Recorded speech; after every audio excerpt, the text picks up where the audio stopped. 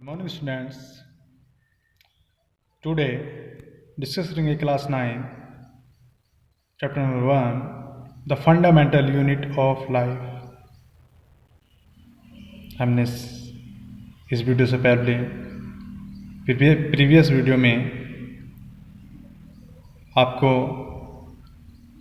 Discuss करवाया था cell size के बारे में, सेल नंबर के बारे में। अब हम डिस्कस करेंगे प्रोकैरियोटिक एंड यूकैरियोटिक सेल्स के बारे में। सेल हमने पढ़ी थी साइज, उसके नंबर के बारे में बताया था। जैसे हमने एक एग्जाम्पल दिया था न्यूबॉर्न ह्यूमन बेबी का। जो नया बेबी होता है उसके अंदर जो सेल्स के नंबर होते हैं 2 × 10⁻12 सेल्स होती हैं।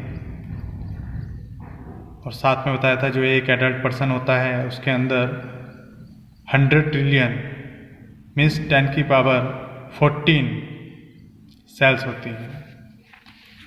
तो ये हमने बताया था पहले, यहाँ पर रिवाइज कर देते हैं।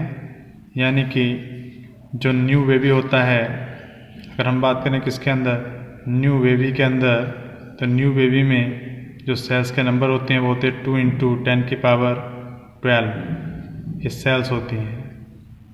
ओके, अगर बात करें एडल्ट की, तो एडल्ट के अंदर ये लगभग 100 ट्रिलियन नंबर होते हैं सेल्स के। ये क्या हैं? सेल्स हैं। ओके, अब ये हमने न्यू बेबी और adult baby cells last topic पढ़ा था हमने सेल्स नंबर के बारे में। अब हम यहाँ पर डिस्कस करेंगे आपके प्रोकैरियोटिक एंड यूकैरियोटिक सेल्स के बारे में। What is this prokaryotic and eukaryotic cells? Do you know in previous class? Okay, यहाँ पर डिस्कस करते चलो। यानी कि prokaryotic and eukaryotic sales specially ने 2 मेन टाइप्स की होती हैं, 2 भागों में बांट सकते हैं। First is prokaryotes, second is eukaryotes. What is prokaryotes? यानी कि वे ऐसे ऑर्गेनिज्म प्रोकैरियोट्स होते हैं जिनकी सेल्स प्रोकैरियोटिक सेल्स होती है। और ये प्रोकैरियोट्स का अगर हम इस वर्ड को डिवाइड करके देखें तो प्रो का मीन्स होता है प्राइमिटिव, एन कैरियोन, ये मिला कैरियोन से, कैरियोन का मतलब न्यूक्लियस। यानी ये सारे के सारे ग्रीक वर्ड होते हैं।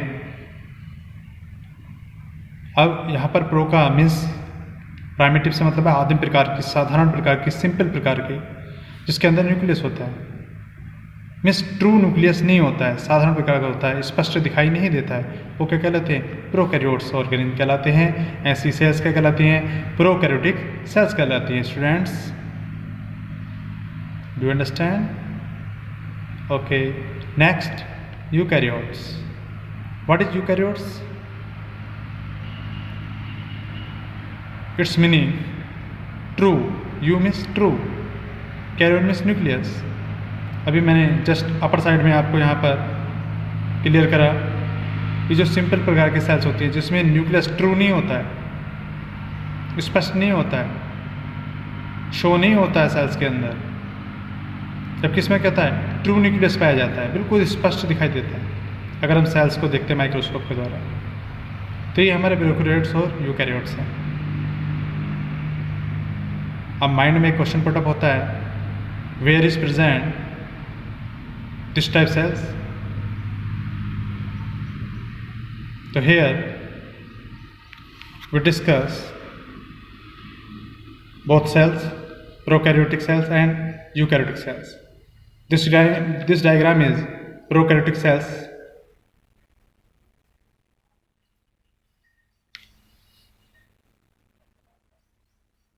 This cell present in bacteria. Other name is bacterial cell. Specially bacterial cell होती है, वो प्रोकैरियोटिक सेल्स कहलाती हैं। इसमें फ्लैजिलम आप देख रहे होगे, इसका पार्ट है, फ्लैजिला है, यहाँ पर क्रोमेटोफोर्स हैं, ये आपके, ये राइबोसोम्स पड़े हुए हैं। सेल वॉल आपकी होती है, एंड ये जो है आपका न्यूक्लियस, पर ये न्यूक्लियस नहीं है। क्यों? क्योंकि ट्रू न्यूक्लियस नहीं है। हमने कहा था ट्रू न्यूक्लियस किस में पाया जाता है? यूकैरियोट्स में। प्रोकैरियोट्स में ट्रू न्यूक्लियस होता ही नहीं है, प्राइमिटिव न्यूक्लियस होता है। तो प्राइमिटिव न्यूक्लियस है, लेकिन न्यूक्लियस नहीं बोलेंगे जब प्राइमिटिव है। तो ट्रू होगा तो उसे न्यूक्लियस बोलते हैं। यहाँ पर क्या हम इसको क्या, it is called nucleotide, nucleoid, sorry, it is called nucleoid. हम न्यूक्लियोड बोलेंगे यहाँ पर। जैसे मतलब जीनोफोर, यानी डीएनए स्ट्रैंड्स रहते हैं इसमें, डीएनए स्ट्रैंड्स पड़े रहते हैं। जो जेनेटिक मटेरियल होता है वो टूटा फूटा पड़ा रहता है इसमें, न्यूक्लियस जैसा, ऐसा लाइक न्यूक्लियस जैसा दिखता है, लेकिन न्यूक्लियस नहीं होता। It is called prokaryotic cell. Clear? Okay, next. Prokaryotic cells bacterial cells के बारे में हमने बताया। अब बताया यूकैरियोटिक सेल। तो in higher plant and animals, fungi, all of these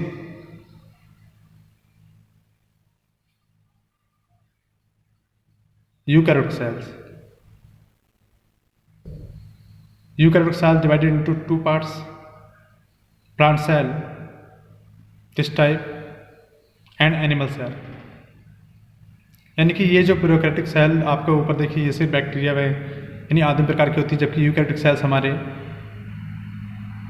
plants में, फंगी में, एनिमल्स में पाई जाती है। ये प्लांट सेल की स्ट्रक्चर हमने यहाँ ड्रॉ करी हुई है, दिस टाइप स्ट्रक्चर होती है। अगर आप देखेंगे बुक्स में या नेट पर, डिफरेंट टाइप्स की प्लांट सेल को हम देखते हैं, पर दिस टाइप की सेल्स ही होती है। जब भी डायग्राम देखोगे, हर डायग्राम में आपको कुछ डिफरेंस दिखेगा, पर हम यहाँ पर इसके बारे में डिस्कस करेंगे। What is this plant cell? Plant cell में ये आपका न्यूक्लियस है, ट्रू न्यूक्लियस है, जबकि यहाँ ट्रू न्यूक्लियस नहीं था। इसे हम क्या बोल लेते हैं? Nucleoid, genophore. जेनेटिक मटेरियल है, क्योंकि हमें पता है जो न्यूक्लियस होता है, जो न्यूक्लियस होता है उसमें जेनेटिक मटेरियल होता है जो ट्रांसफ़र होता है one generation to next generation. इसी के द्वारा क्या है? अस्तित्व है, लाइफ है, कंट्रोल है इसके ऊपर पूरा, जो भी आपकी सेल्स होती है। तो ट्रू है यहाँ पर। ये आपके क्लोरोप्लास्ट हमें पता है, प्लांट सेल के अंदर क्लोरोप्लास्ट होते हैं, इसी के द्वारा make a food in plant, own food, अपना भोजन स्वयं बनाते हैं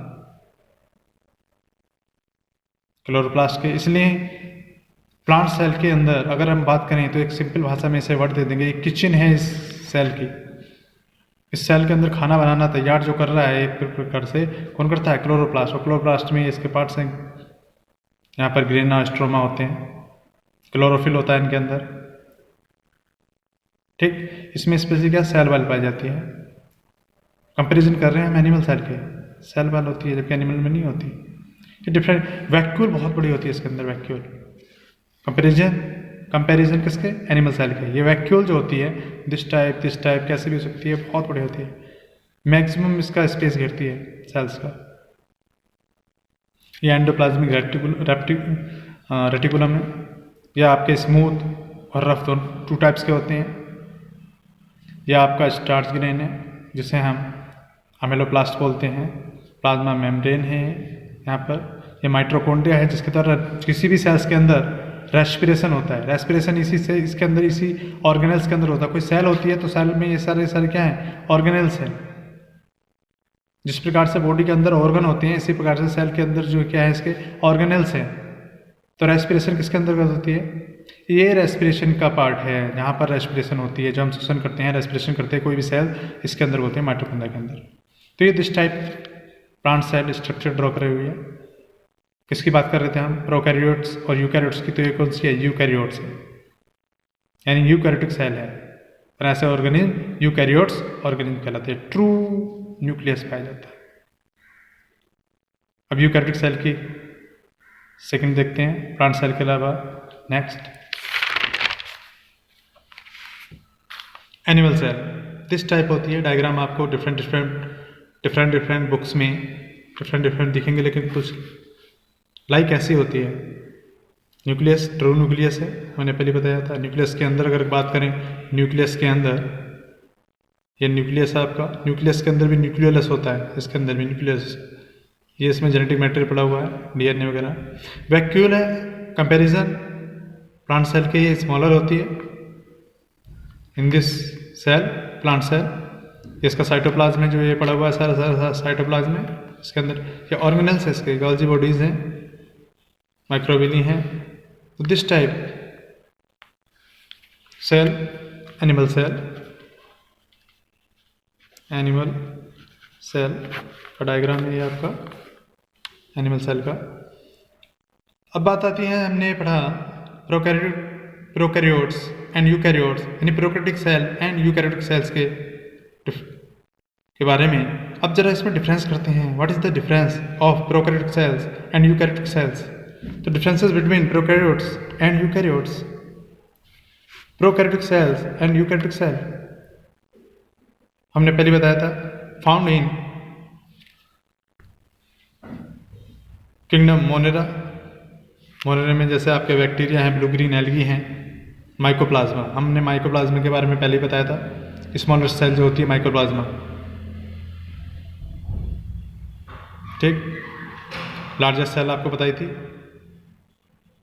ऑस्ट्रिच एग, और माइकोप्लाज्मा का अदर नेम क्या है, PPLO। ओके, यूकैरियोटिक सेल्स में found in protist, fungi, Plantae, animals, इनमें पाए जाते हैं। ये सिर्फ इन्हीं में पाए जाते हैं, ये सब में पाए जाते हैं मैक्सिमम। इसमें ट्रू न्यूक्लियस नहीं रहता, प्रेजेंट नहीं रहता, जबकि इसमें ट्रू न्यूक्लियस प्रेजेंट रहता है। डिफरेंस करा है हमने आपस में इनमें। इसमें सेल ऑर्गेनल्स एब्सेंट रहते हैं। ये सेल ऑर्गेनल्स जो हैं ये किसके अंतर्गत है, एनिमल सेल के अंतर्गत। ये किसके अंतर्गत है, प्लांट सेल के अंतर्गत। लेकिन इसमें सेल ऑर्गेनल्स नहीं दिख रहे आपको, स्पष्ट क्लियर नहीं दिख रहे, तो ये एब्सेंट रहते हैं या क्लियर नहीं होंगे। इसमें सेल ऑर्गेनल्स कैसे रहते हैं, प्रेजेंट रहते हैं। कैसे होते हैं, प्रेजेंट होते हैं। अब साइज़ की बात करें तो ये स्मॉल साइज़ की होती है। कौन, बैक्टीरिया। बैक्टीरिया सेल कैसे होती है, स्मॉल साइज़ की, 1 to 10 माइक्रोमीटर होती है।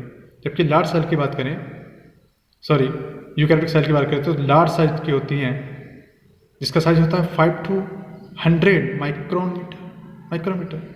ये इनमें डिफरेंस है। ये हमने पढ़ा सेल्स के बारे में, प्रोकैरियोटिक एंड यूकैरियोटिक सेल्स के बारे में।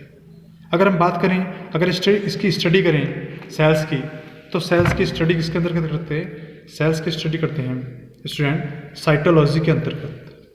साइटोलॉजी, स्ट्रक्चर ऑफ सेल की स्टडी करते हैं। स्टडी ऑफ, हम इसमें study of structure cell, structure of the cell, cytology के अंतर्गत स्टडी करते हैं। ओके, और सेल बायोलॉजी, अब सेल ही क्या है इसका, अगर बात करें तो सेल है वही इसका स्ट्रक्चरल एंड फंक्शनल यूनिट है। सेल क्या, स्ट्रक्चरल एंड फंक्शनल यूनिट है। तो इसके बारे में हमने डिस्कस करा। इसी प्रकार से हम जैसे जैसे हमारे टॉपिक होंगे हम उसको डिस्कस करेंगे, उसके डायग्रामों को आपसे डिस्कस करेंगे, जो भी उनमें कंपैरिजन होगा या जो भी उस टॉपिक के अंतर्गत होगा आपके सिलेबस के अनुसार हम उसको डिस्कस करते हुए चलेंगे। नेक्स्ट वीडियो में नेक्स्ट टॉपिक होगा। Thank you.